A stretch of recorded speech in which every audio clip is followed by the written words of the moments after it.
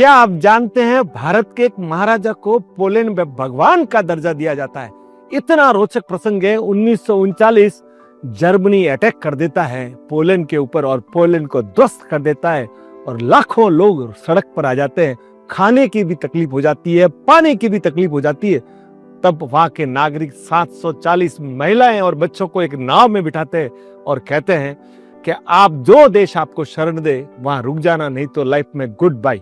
और वो निकल जाते हैं साहब। वो नाव सवार होती है ईरान, टर्की, सेशल्स, घूमते घूमते घूमते हर देश हिटलर के डर से कोई उन्हें नहीं रखता और वो पहुंचते हैं मुंबई के बंदरगाह पे।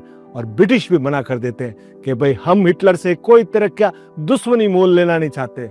तब एक शेर दिल राजा भारत का आगे आता है, महाराजा दिग्विजय सिंह जामनगर। वो कहते हैं कि भारत ने कभी भी अपने यहाँ जो आए शरणार्थी उनको मना नहीं किया और उनको अपने यहाँ रखते हैं। रखते ही नहीं साहब, 740 महिलाएं और बच्चों के लिए जामनगर के पास बालाचड़ी में एक महल में उनको रखा जाता है। उनकी मातृभाषा सीखने के लिए 7 टीचर्स रखते हैं।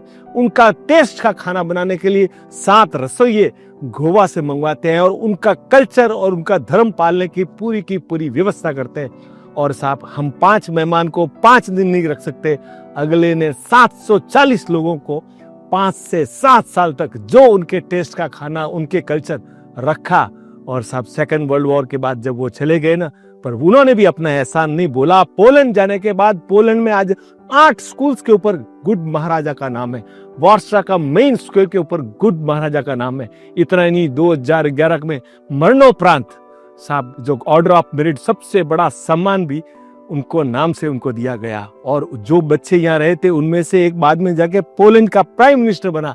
और इतना ही नहीं सब, जब रूस यूक्रेन का वार हो रहा था, जब भारतीय वहां फंसे हुए थे, तो ये पोलैंड ही था जिसने सब भारतीयों को वहां से बाहर निकाला। और उन्होंने मुंह से एक ही निकला साहब कि हम हमारे गुड महाराजा को नहीं भूलें। तो साहब भलाई है ना, पलट पलट कर आती है। ऐसे थे हमारे दिग्विजय सिंह जी। सैल्यूट है सर, थैंक यू।